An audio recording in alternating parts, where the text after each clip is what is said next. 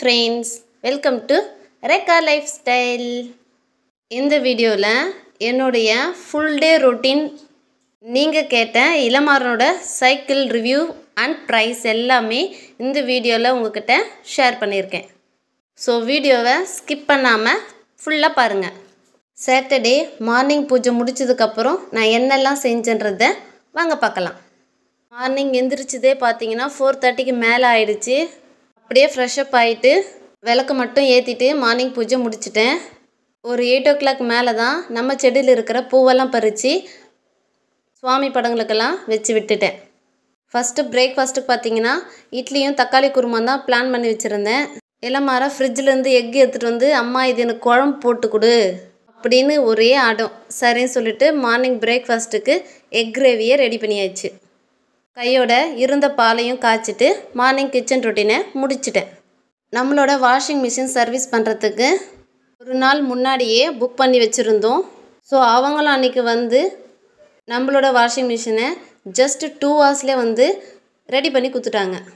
Service பண்ண வந்த இந்த அண்ணா பார்த்தீங்கன்னா நம்மளோட சப்ஸ்கிரைபர் தானா. அந்த அண்ணா பார்த்தீங்கன்னா எதாச்சும் ஃபோன் பார்த்துட்டு இருக்கும்போது நம்மளோட மொச்சக்கொட்டை குழம்பு ஷார்ட்ஸை பார்த்துட்டு அது மூலமாக தான் சப்ஸ்கிரைப் பண்ணியிருக்காரு. என்னை பார்க்குற வரைக்குமே அவருக்கு இவங்க வீட்டுக்கு தான் நம்ம போகிறோம் அப்படின்றதே தெரியாது. எனக்குமே பார்த்தீங்கன்னா அவர் சொன்னதுக்கப்புறம் தான் எனக்கே தெரியும். இதுக்கு பேர் தான் கோஇன்சிடென்ஸ் சர்ப்ரைஸ் போல்.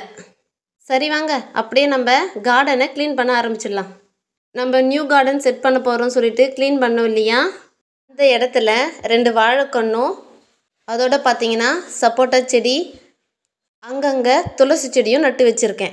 இந்த செடியை சுற்றி என்ன ஆச்சுன்னா களையெல்லாம் நிறைய வர ஆரம்பிச்சிடுச்சு. ஸோ அதெல்லாம் இப்போவே க்ளீன் பண்ணால் தான் ஈஸியாக இருக்கும். ரொம்ப பெருசாகிடுச்சுன்னா மறுபடியும் கஷ்டமாயிடும் இல்லையா.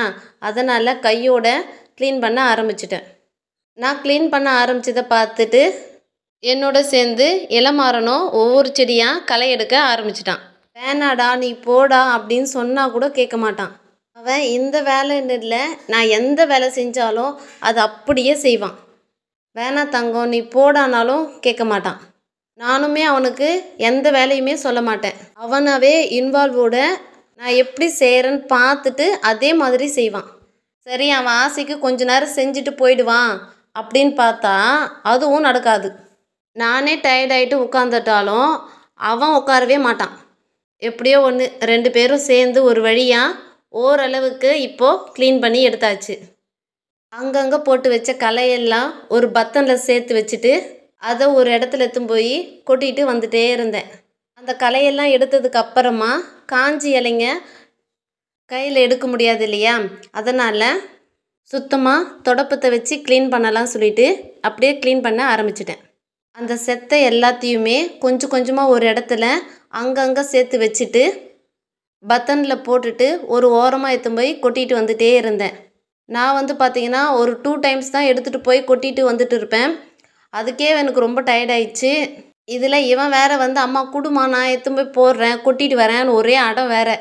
வேணாடா தங்கம் நீ போடானாலும் கேட்க மாட்டான். அம்மா நீ மட்டும் எடுத்து போய் போட்டு வரையே குடு நானும் எடுத்து போய் போட்டு வரேன்னு என்னை வைக்கவே இல்லை. சரி குழந்தை தூக்காதேன்னு சொல்லிட்டு கொஞ்சமாக போட்டு கொடுத்தா அம்மா எனக்கு ஃபுல்லாக போடு நீ மட்டும் ஃபுல்லாக போடுறியேன்னு மறுபடியும் அடம் பண்ண ஆரம்பிச்சிட்டான். சரி இருடா அம்மா ஒரு முறை நீ ஒரு முறை அப்படின்னு சொல்லி சமாதானப்படுத்தி நான் என்னால் முடிஞ்ச அளவுக்கு எடுத்து போய் போட்டுட்டு வந்துட்டேன். அதுக்கப்புறம் சரி வாடான்னு சொல்லிட்டு அவனுக்கும் கொஞ்சமாக போட்டு கொடுத்து அனுப்பிட்டேன். அவன் செய்கிற வேலை பார்த்து எனக்கு ஒரு பக்கம் சந்தோஷமாக இருந்தாலும் கூட இன்னொரு பக்கம் என்ன அறியாமலே என் கண்ணிலேருந்து தண்ணி வர ஆரம்பிச்சிடுச்சு.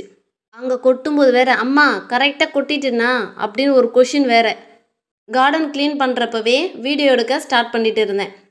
அதை பார்த்துட்டு அம்மா நான் எடுத்து போய் போகிறத வீடியோ எடுத்தியம்மா அப்படின்னு கேட்க ஆரம்பிச்சிட்டான். ஆமாம்ல நான் மறந்தே போயிட்டுண்டா தங்கம் சொல்லிட்டு அதுக்கப்புறமா தான் வீடியோவை எடுக்க ஆரம்பித்தேன்.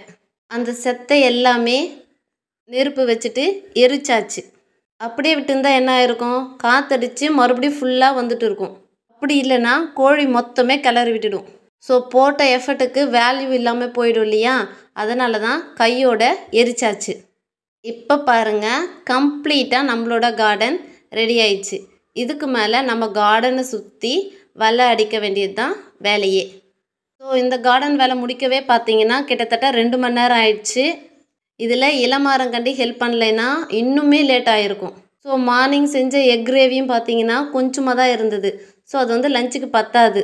மறுபடியும் ஃப்ரெஷ்அப் ஆகிட்டு லஞ்சு செய்ய ஸ்டார்ட் பண்ணிட்டேன். அன்றைக்கி லஞ்சு பார்த்தீங்கன்னா ஆட்டுக்கால் கிரேவி தான் ரெடி பண்ணியிருந்தேன்.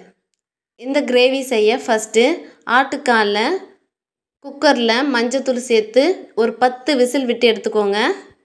அதுக்கப்புறமா ஒரு கடாயில் ஆயில் சேர்த்துட்டு கடுகு, வெங்காயம், இஞ்சி பூண்டு பேஸ்ட்டு, தக்காளி சேர்த்து நல்லா வதக்கி எடுத்துக்கலாம். அடுத்தது இந்த டிஷ்ஷுக்கு தேவையான குழம்பு மிளகாய் தூளை சேர்த்துட்டு எண்ணெய் பிரிஞ்சு வர அளவுக்கு வதக்கி எடுத்துக்கலாம். ஒரு சிலர் என்கிட்ட ஏன்க்கா குழம்பு மிளகாய் தூளை ஃபஸ்ட்டே சேர்த்துறீங்க, கருகிடாதா அப்படின்னு கேட்குறீங்க. மிளகாய் தூளை சேர்த்த உடனே ஃப்ளேமை கொஞ்சம் கம்மி பண்ணிக்கோங்க. கம்மி பண்ணிவிட்டு இப்போ வதக்குனீங்கன்னா கருகாது. இப்போ நாம் வேக வச்சு எடுத்த ஆட்டுக்கால் இருக்கு இல்லையா, அதை உள்ளே சேர்த்துக்கலாம். இப்போது இந்த கிரேவிக்கு தேவையான உப்பு, தண்ணி சேர்த்துட்டு ஒரு 10 நிமிஷம் நல்லா கொதிக்க விடுங்க. 10 நிமிஷம் நல்லா கொதித்ததுக்கு அப்புறமா ஆச்சி மட்டன் மசாலா ஒரு அரை பேக்கெட் சேர்த்துக்கலாம். சேர்த்துட்டு மறுபடியும் ஒரு 2 நிமிஷம் கொதிக்க விடுங்க. குழம்பு நல்லா கொச்சதும் கொத்தமல்லி தூவி எடுத்தால் நம்மளோட அடிபொலியான ஆட்டுக்கால் கிரேவி ரெடி. இந்த கிரேவி கூட தோசை ஊற்றி நைட்டு டின்னரும் முடிச்சிட்டோம். இளமாறனுக்கு ஃபேன்ஸ் இருக்கீங்களோ இல்லையோ, அவனோட சைக்கிளுக்கு அவ்வளோ ஃபேன்ஸு. சைக்கிள் பார்த்த எல்லாருமே எங்கே எடுத்தீங்க, எவ்வளோ ப்ரைஸ் சொல்லு ரேக்கா அப்படின்னு கேட்டிங்க இல்லையா. நாங்கள் நம்ம ஷோலிங்கரில் இருக்கிற குகன் சைக்கிள் மார்ட்டில் தான் எடுத்தோம். இங்கே பார்த்தீங்கன்னா நிறைய டைப் ஆஃப் சைக்கிள் இருந்துச்சு. எங்களை பொறுமையாகவே பார்க்க விடலை. அவனாக போனான் நேராக இந்த ரெட் கலர் சைக்கிளை சூஸ் பண்ணான். அம்மா எனக்கு இது தான் வேணும்னு கேட்டான். இவரும் பார்த்தீங்கன்னா சரி அவனுக்கு பிடிச்சதே எடுத்துருவோம் அப்படின்னு சொல்லிட்டு அதையே பில் போட்டு எடுத்துகிட்டு வந்தாச்சு. இதோட ப்ரைஸ் பார்த்தீங்கன்னா 3000 ருபீஸ் ப்ளஸ் எக்ஸ்ட்ரா ஃபிட்டிங் சார்ஜுக்கு 100 ருபீஸ் சார்ஜ் பண்ணாங்க. ஃபைனலாக நம்ம வீடியோவோட எண்டுக்கு வந்துட்டோம்.